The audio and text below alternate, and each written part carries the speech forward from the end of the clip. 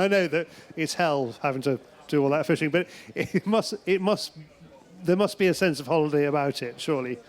Oh, absolutely. I mean, it's new places, new experiences. It's hard work. I come home for a rest, but in terms of, I think holiday is a state of mind, isn't it? It's where you're taken outside everyday life, and for many years I've had this, that happening on a regular basis. I want to talk to you about the fishing, and we got some lovely examples of your fishing in the background. But this idea of the travel takes such an enormous amount of time. I mean, do you find yourself thinking, I only really exist in airports? I mean, that must be most of your life, really. That is a big part of it, and to be honest, I quite like that process. I mean, I've been travelling for quite a long time. And on the shoots, generally, they'd stick me in business class, which was great. And I quite liked being... It's a very special space where nobody can contact you. You've done all your preparation. There's nothing you can do. I wouldn't watch films. I'd sometimes read, but I particularly... I would really like just looking out the window. I mean, how often... that is such a special experience for me, looking out at the world as you are travelling, above the surface. So that is and that can be quite tiring, but actually I do quite like that part of it, the feeling that you're going somewhere. It's a kind of sag time, isn't it? You can you are completely to yourself. And the airport bit itself, though, I mean that is stressful. It is, again, the lucky thing. I mean, in the old days when I was travelling on my own account, where I was having to do all the stuff myself, but when you're with a crew, luckily a certain amount of the grunt work is done by the crew. I mean, we'd be travelling with a tremendous amount of stuff. I mean, sometimes we're talking, 25, 30 bags and boxes. So all of that has to be checked in. There's customs, there's carnet, there's a load of stuff that on top of what would happen if you were just travelling yourself. But luckily, it's not just me. The pressure is shared at that point. The pressure comes. The pressure on me is that we're building up to that moment. Take us back to when River Monsters first started. And was it you enjoying fishing around the world, saying to a TV producer, "I think this could make a great series"? And was it just you and a suitcase and a fishing rod in those days? That's the short answer. The long answer is very long. There probably isn't enough time here. But what happened was. I spent about 20 years travelling independently. Let me see. I went to India a couple of times. I went to Southeast Asia. I went to the Congo, and I was trying to write articles about it and occasionally sell photographs. So I was trying to be a freelance journalist and making a little bit of money occasionally, not very much, keeping my costs right down. And over time, I just realised that I'm seeing stuff here that I've never seen on TV. Why, However, I didn't know anybody in TV, and what happened was I happened to get a good picture of myself with a fish, an arapaima from the Amazon, and I managed to get that in a national newspaper, and that was seen by a TV producer in London, who then spent 3 years convincing Discovery in this country that this would be a great documentary series, and that was a series called Jungle Hooks. It came out in I think 2002 or something, and at that point I'm thinking, great, this is it, this is my new career. And then it went totally quiet for like another 3 years, and you were still doing your freelance stuff in between time, and yes, same producer came back to you. What actually happened was, so nothing happened for 3 years, and then the director who I'd worked with phoned me up, and this is a guy, he's a very clever guy, he's got a degree in anthropology, but in TV he spends his time making reality TV shows and things like that, and he phoned me up and he said, look, I've got to get away, why don't we go to India?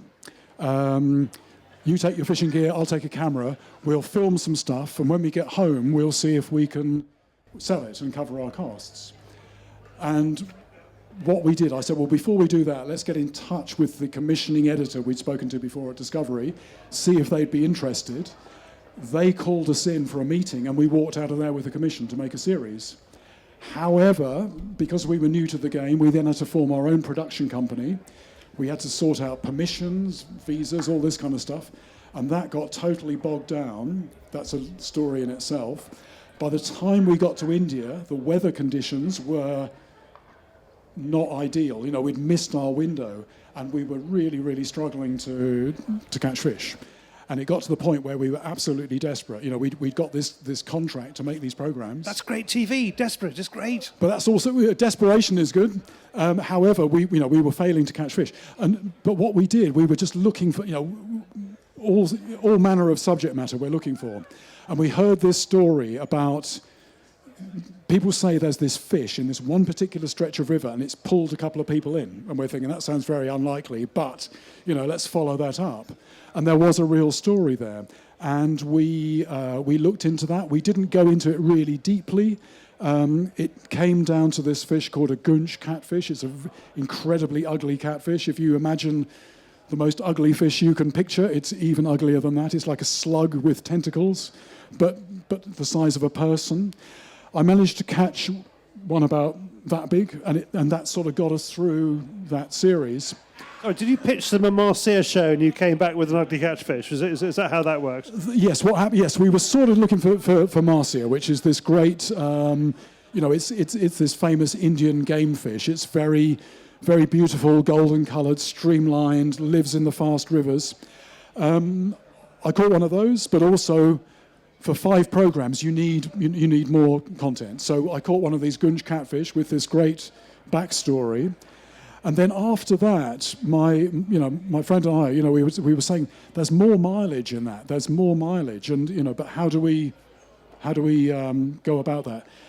And about another 3 or 4 years after that, very slow process, I managed to get a commission from Animal Planet in America and Channel 5 here, co-production.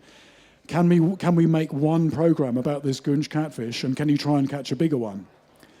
And that was an epic, but I succeeded. I caught something that was as heavy as me, as big as me, very dramatic capture. And based on that, Animal Planet came back and they said, is any chance of making a series of this kind of program? And I thought, well, not really, because this is a real one-off. But then we sort of, we scratched our heads. You did that well. Do it again. Yeah. So from that one program, we made a series of 7, and then they came back every year. I mean, it just rolled for about another 9, 10, 11 years. Something very strange happened to fishing programming. So about the time you started in 2002, you had Hugh Miles, the amazing snow leopard photographer who was catching the impossible and putting his heart and soul into that. And it all seemed to come from nature programming. So fishing was a function of nature programming. It spun off BBC Wildlife and things like that. Editor. And so he started, and I sort of feel that River Monsters is really, it's a sports program more than a nature program. Do you agree with that? Well, when we did it, what we were aiming to do was something not just targeted at anglers, but also at a general audience. And the whole process of pitching the program, it has to be quite detailed, how you intend it to come out. And I remember I was in America, because I might be confusing people, because it started off, it was commissioned by an American company, and then when it was shown here, it was slightly de-Americanized, and it was on ITV. But the people who called the shots were mostly in America.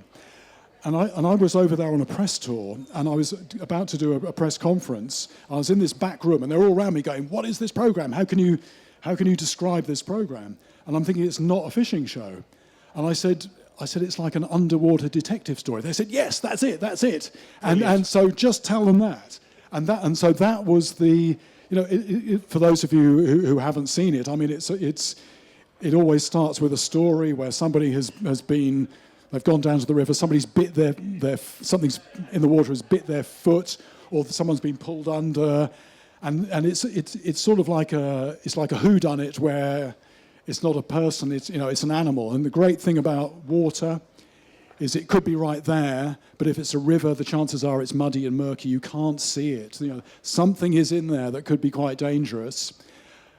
Normally, we're not talking about normal behaviour. We're talking about sort of very specific circumstances where it might, it might damage a person. But even so, that is the thread that brings you through, that introduces you to the place, the culture, the people. And then what's great, unlike, there'll be programs on like looking for Bigfoot and stuff like that, they never find it. The great thing that we managed to do is that with only about sort of 2 exceptions in like 70-odd programs, at the end of the program, you pull something out and you go, this is the creature that was behind those stories. The reveal, that's the moment. So I make shooting films, and we have exactly this. Is it edible or is it a pest? Even if it's a man-eater, it's a pest, so you're in the pest area, I would say. But here's the great thing, yes, but then there's this twist. So this thing has pulled in a couple of people who disappears, and then at the end of this program, I will always put it back. And over the course of more than 10 years now, I've only had about 5 people who've got a message through going, what are you doing? Why are you putting that thing back in the water, that thing that bit people, whatever. And the thing is, most people, what they instinctively understand is that, suppose I've got a muddy river here and I just wander down and I'm in the water and I'm cooling off, something bites my foot and I start to get dragged into the water, but then it lets go and I've got a bit of a mess on my foot. This actually happened, by the way. There's a lake in Germany near Berlin where precisely that happened, and to a number of people. And in that case, it was a European catfish. But what these people were doing is that they were getting very close to the catfish nests in breeding season. And so what is causing these incidents is it's our fault because we don't understand what lives in the river and we don't understand what it's going to be doing. So if you don't go in that particular part of the river, that particular time of year, you'll be all right. So it's not the fault of the creature for biting your foot in that case. It's your fault for not understanding it. And so without actually spelling it out, we gave that message, that twist at the end. Actually, I was fishing in South Africa at the beginning of the year and for catfish in a lake, and you pull the boats out and you get a thing we started to call Catfish Ballet, where the little fish would try and nip your feet because they thought it was edible. And watching people dancing around was absolutely marvellous. I can't show it.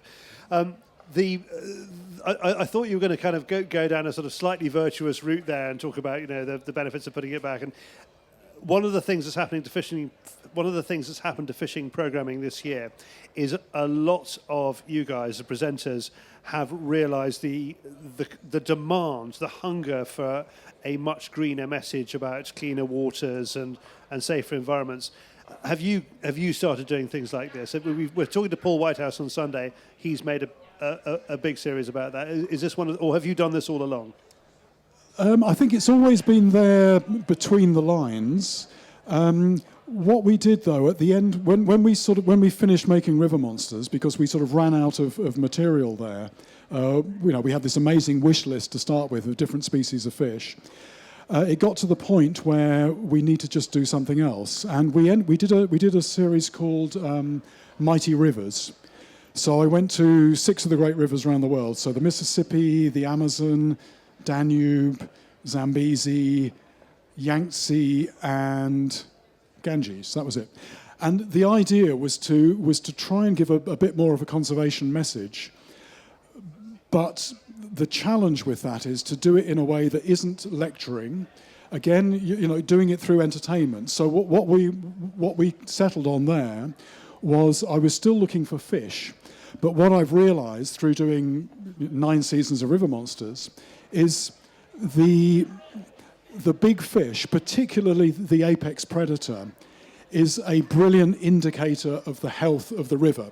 So what you could do, you could go and catch and sample all the invertebrates, all the little fish, all the bugs, all the insects to give you a picture of the ecosystem.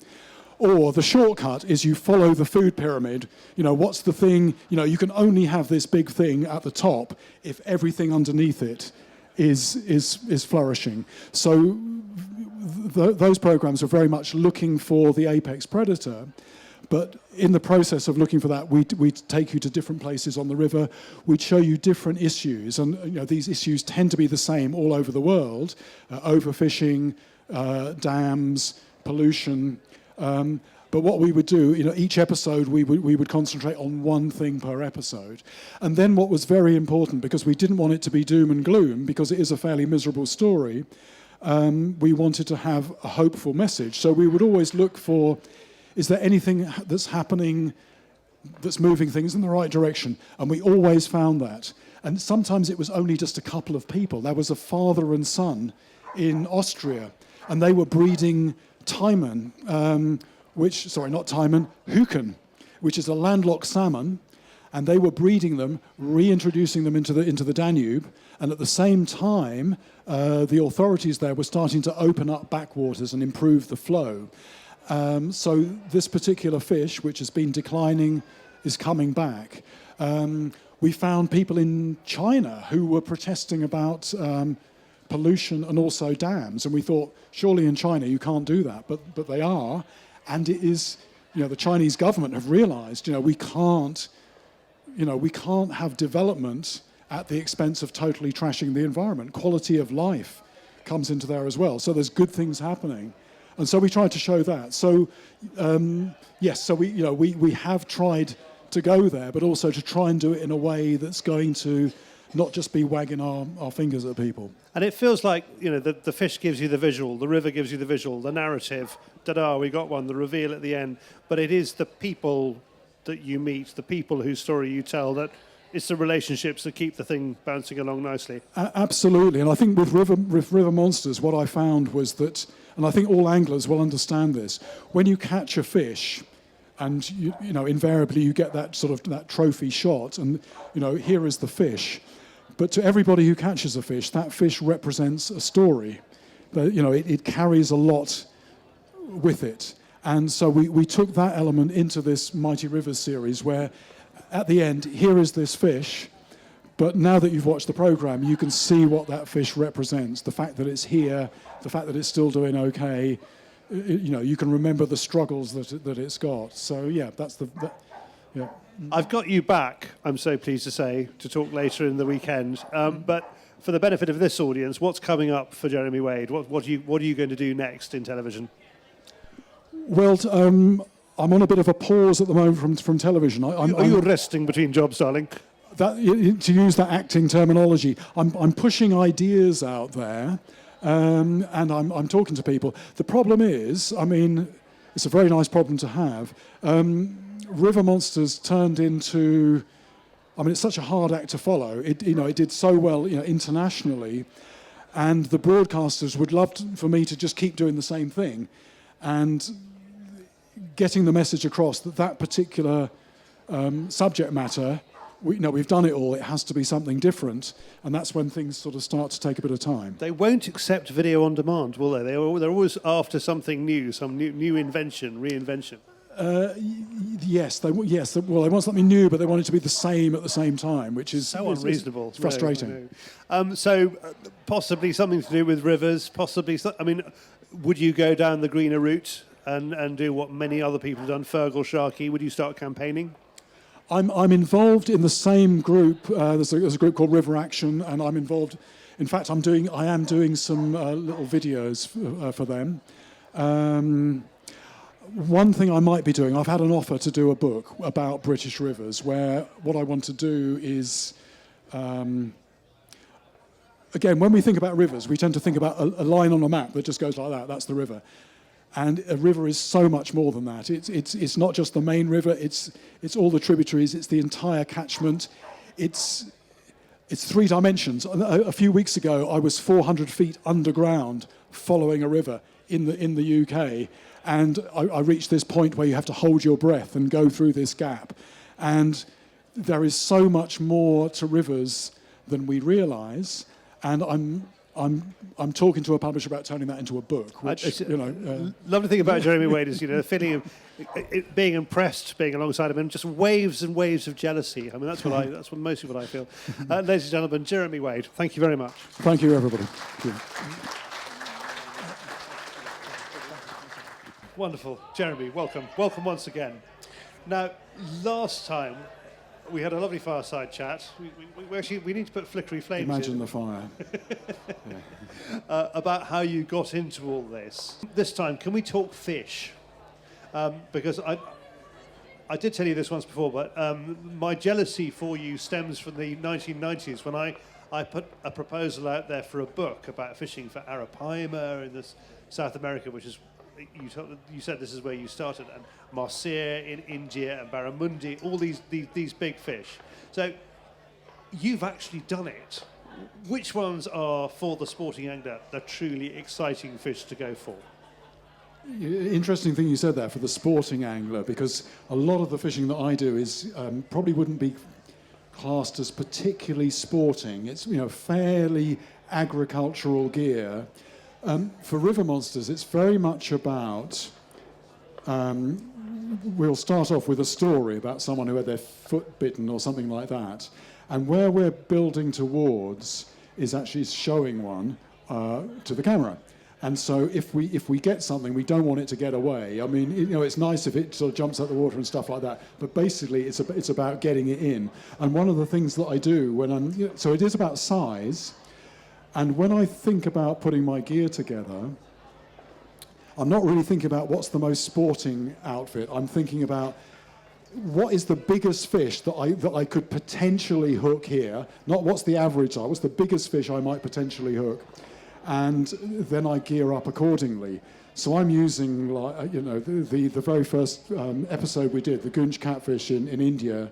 I am using 90-pound nylon, really thick wire on the end, a big lump of dead fish, a massive multiplier reel. So I'm using like sea fishing gear in a river, which back then not a lot of people did, and sometimes I would even feel quite self-conscious because it does look quite strange. So so that fish, Gunj catfish, it looks like a giant slug with teeth and with tentacles hanging off every part of its body. So sporting fish, most people would not put it in that category. However, sort of fast forward a little bit, some of the fish definitely yes. What am I seeing there? There we are. I'm seeing a dorado from South America. Would definitely come in that sporting category. Profile-wise, they have that look almost of a salmon, beautiful gold colour. But then you get to the head, and you can see it's like some certain dogs. I'm thinking of something like a staffy. You've just got those jaw muscles in there, and it's like don't. If you're unhooking that, be very, very careful. Another one that pops into my mind would be Goliath tigerfish, which is, those of you who don't know it, if you imagine a piranha, it's actually related to the piranha, so it is like a piranha on steroids. So the one that I caught on the River Monsters episode was about something like that big, probably just short of 80 pounds, and the individual teeth are about an inch long, in metric language, 2.5 centimetres roughly long. And just to give an idea of how ridiculous some freshwater fish is, particularly that one, that is about the same length of the teeth on a 1,000-pound great white shark. So you've got like great white shark teeth almost in a freshwater fish that's that big. And the thing about Goliath tigerfish as well is that they, I was using heavy gear. They've got those teeth, but they've also got a very bony mouth. They're very, very hard to hook properly. What tends to happen is within literally, I'm not kidding, almost a second of hooking them, they will jump out of the water, which is very dramatic. We anglers, we love to see fish jumping out of the water. With a Goliath tigerfish, though, and ordinary tigerfish as well, what they normally do when they jump out of the water is they spit the hook out. The hook just goes. So I was using, to make sure that I hook Goliath tigerfish, I'm using a 150-pound breaking strain braided line. It looks quite, it's fairly, it's not ridiculously thick. It's nothing like nylon line, which is very hard to manage at that strength. And wire on the end because you don't want it bitten through. And I'm, again, multiplier reel, I'm locking it down. And even then I had fish that I hooked and I am hanging on. They're taking line, the pressure is ridiculous, and then the line goes slack, and I'm thinking something's, the swivel's gone, something's gone. No, the hook has come out. It didn't even penetrate with zero stretch monofilament line. So, ultimate sort of game, that's got to be a contender anyway, Goliath tigerfish. You've answered that incredibly completely. I threw the question about sporting fish. You didn't question that word. You immediately told me the wonderful sporting stories. But it is a thing here because we are very conscious about how we treat fish and how we look after them. When I say sporting, can you define that word? What do you think that means? Oh, that's quite a difficult one because I think a lot of fishing is about it's not just the deceiving of the fish. It's and often that requires quite fine tackle very often, and so it's mastery of your tackle. So when I gave a talk in Montana a few years ago to a load of sort of fly fishing purists, and I'm sort of saying, I don't know why you asked me here because I've just been given this. This is the kind of thing that you normally use in Montana to fish with. This tiny fly I can hardly see. If I was even trying to tie that on the line, I'm not sure how I get on. I pulled out a leader that I used. The hooks, I said, this is the kind of thing I normally use. I put a lump of dead fish in the end and I just swing it out into the water. In terms of skill there, not a great deal. But I think, sporting fish, I think a lot of it is the mastery of your gear in terms of presenting the bait, in terms of deceiving the fish. And then often I think because you're fishing quite light, you then have a real challenge to get the fish in.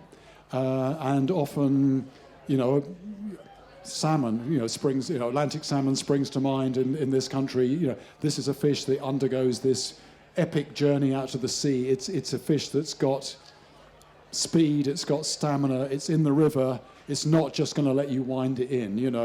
Hooking it is just the beginning. So I think sporting. It's quite a romantic idea, isn't it? I mean, you just described the romantic story of the salmon. It's kind of in your imagination. It's sort of what you think of yourself as well as what you think of the fish. I think so. Yes, it's. And again, people who don't fish, it's quite hard to explain to people the game appeal of fair. fishing. They all fish. They all fish. But if you fish, you must know people who don't fish, and a lot of those people will not understand what it is that you see about fishing.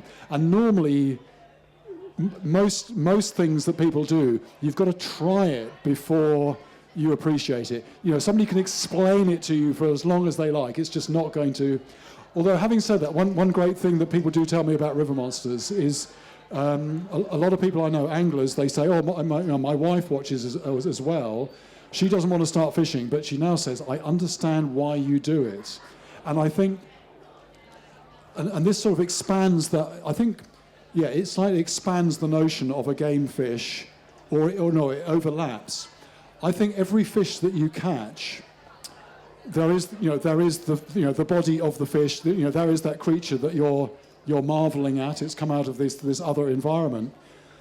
But every fish, it embodies a story. There's a whole backstory to it. And the television that I do, it's not just here we go. I've caught a fish. There is an entire story leading up to it, involving a place, involving people, and so. I think, the idea of game, sporting, adventure, they all sort of overlap and come together. It's so lovely you started this as an angler. You're telling this to an angling audience as anglers understand it. We tend here, obviously, to fish mainly in the UK. What do you fish for in the UK, whether for TV or for fun? What's your favourite thing? Right. I mean, in the old days, I started off river fishing, so catching roach, chub. Whereabouts?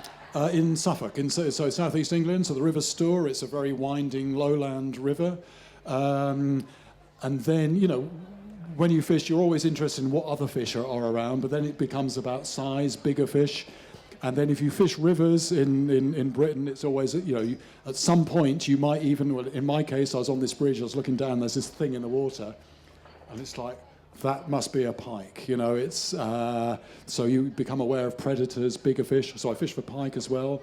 I got heavily into carp.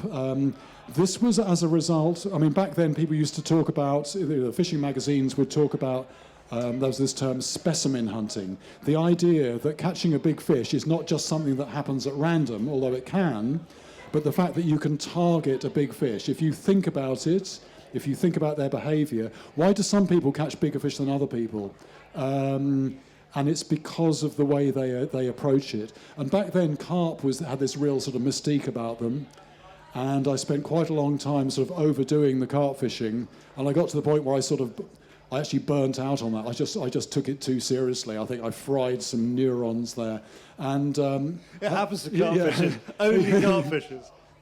It happens to other, anyway, I got slightly too obsessive, and I ended up, I gave up fishing. We covered the other day. I then, as a result of a photograph that I saw, I went to India. I caught Marcia. This led me off to many places around the world, and that was quite all or nothing. I didn't fish in Britain for a long time because all my energy, all my time, my money, my health, that was all going on the trips that I was trying to organise. The last few years, I've got back to fishing in this country. Haven't done a great deal. I did a little bit of carp, just changed out of all recognition almost. One thing I really like doing, I've got a local river, and there's a population of wild brown trout in there. Most of them are that big. And normally I'm wading, chest waders. This is the opposite of river monsters. It's the exact opposite, and it's a real antidote. Again, it's that thing where I can hardly see the line, to tie it on. Normally it's just, and often it's really close range. Sometimes it's not even a proper cast. It's the catapult cast, flicking it down. And my best fish, not last year before last, I had a really nice, wild brown like that.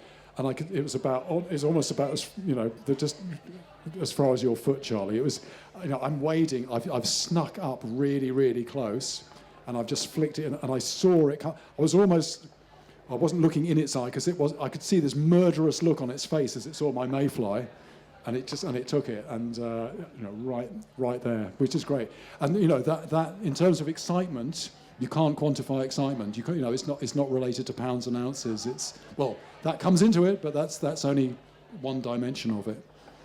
Have you tried tenkara? Because that's how to get. You have to be close. I have to do that. No, I haven't. But funnily enough, my trout fishing guru, somebody who's helped me with my casting and my trout fishing, is a Japanese guy who now lives in England, and he is an absolute, supreme fly fisherman. So, of course, that's a Japanese tradition, and I have the person to go to if I want to get into that. I would watch that TV show. I think, what's the opposite of monsters? It's minuscules, river minuscules or something like that. Please do that series. I love, because, the Japanese are absolutely obsessed by fish, which manifests itself in a really strange way. And I think that whole ritualistic way of, this obscure branch of fishing. I think it's like great. fishing Tai Chi. You with the tenkara rod, you can only cast to the end of the stage there, which means you have to get to exactly this spot, which means you cannot be seen by any of the fish here or any. So it can take you 20 minutes from that corner there to get to here. It's totally different from trout fishing where you can alter the length of your line. It's extraordinary. Anyway, give it a go. I was interested in, because we were talking about sporting and you were talking about carp fishing, and I want to know when you had your carp burnout, was that the kind of angling period of the romance of the flooded copper mine, or were we in the kind of Gigantica carp resort in France area? Which of those two were happening? I think what happened when I started off, it was that really, there was something really mystical about it. And anybody who's familiar with the writing of Chris Yates, if you want a real sense of the atmosphere of what carp fishing was like, so they just brought in the first electronic buzzers, but normally you're fishing with a very simple rod, line, hook, nothing else there. You've put some paste bait on there maybe, and I would fish at night a lot. There's something very special about fishing at night. And you would get a bit of silver paper and hang it on the line. And however dark the night is, you can always see that silver paper, and it will rise up. And the other thing is, you know, you would hear it. You just hear that, you know, you've got the night noises, and you just hear that movement. And there was something really magical about it. But then over the course of a few years, it became more popular. There were more people. Instead of going to a lake when there was nobody else, there'd be more people there. They're putting out lots of bait. The fish are being stocked. Some of the fish now have names because they've been caught a few times. You know, it's not this total mystery. One lake I fished, I fished this one place for about a week, and I found out sort of years later there were never any carp in there. It was just rumours. You know, you hear rumours that there's big carp in this place. You go, okay, I'll keep fishing there. You don't catch anything. You go, that must be because they're really hard, or it could be because there aren't any in there. Because they're everywhere now. But you know, in those days, they were just in certain places. So I think it was that I suddenly realised this is not what it was when I started. It still had some appeal, but I just thought, I'm going to take a break. And while I took that break, that's when I saw the picture of the Marcia in India, and off I went in another direction. You've never gone, or you don't appear to have gone down the kind of the traditional routes of, you know, a week chasing non-existent salmon in Scotland or something. I suppose carp is quite traditional, isn't it? You haven't mentioned match angling. Did you get into that? You sort of seem to be the kind of the hunter-finder kind of fisherman rather than the obvious angler. Yes, I think for me, it is about one fish. It is about the big fish. Obviously, you know, the TV programs, that was all, you know, for every episode we just needed one fish, but it had to be, you know, big enough. Competition fishing, I joined a sort of a fun match years ago. Some friends organised in a gravel pit in the Cotswolds. I caught a load of small rudd. I actually got second place, and I realised I would have won it, but the holes in my keep, some of the fish were so small, they went through the holes in the keep net. I actually have a lot of respect for a lot of people who fish for large. Fishing is very, it's quite compartmentalised. You know, you're talking about tenkara. Fishing is anthropology to a certain extent. You know, you have your different sub-tribes, and here's quite interesting because, you know, there are particular sub-tribes, but you get overlaps as well. And some big fish anglers tend to look down on the competition anglers, you know, who's just about in the numbers. But actually, I mean, that is, you know, to be successful as a match angler is really something. And I've got a very good friend now who is a successful match angler, and I cannot imagine, you know, fishing at the level that he does to achieve what he does. A lot of the fishing now, they are fishing for carp. But I texted him one day, and I didn't get any reply until later on. He's going, no, he was casting every 7 seconds, something like that. For you're talking hours, 8 or 9 hours or something. It's pellet waggler fishing. You know, you're firing out floating pellets. And then casting into this, you know, the pellets are falling through the water. You cast so the pellet falls into it, and then you move it. Then you bring it in. You recast. You're flicking the pellets out at the same time. You hook a fish. You bring that in. While you bring it in, you're flicking out pellets to stop the carp going into the next guy's swim. I don't have a lot of interest in doing that, but I mean, the level of technical ability and also mental, you know, is quite something. You can learn from all types of angling, is the thing. It's amazing. I mean, you are a superb generalist, and you're able to cross all these and fish for things I've never heard of. For an avid Jeremy Wade fan like me, what can I buy this Christmas that's got Jeremy on it that's new? Have you got books? Have you got a new TV series coming out? Are you releasing a single? I do have books, but we're sold out, I'm afraid, here. No. There's a book called River Monsters, which is sort of behind the scenes of the TV programs. There's another book that I wrote called How to Think Like a Fish, which is my general musings on angling, sort of universals that apply across angling. We did have piles of them over in the fishing village. I'm afraid they've all gone. But any good bookshop will get you a copy the next day, and then if you bump into me at one of these events in the future and you've got it on you, I will sign it. TV programs, I'm on a little bit of a gap at the moment. I'm in discussions. You said you'd run out of monsters. Yes, the rumour on the internet is, that I have caused myself to be unemployed by basically catching all the fish, and there's a degree of truth to that. That particular kind of program, we've sort of reached the end. But there are some more stories out there, particularly about the state of rivers. Actually, that is something that's very important now. The trouble is, on TV, they don't like bad news. You have to have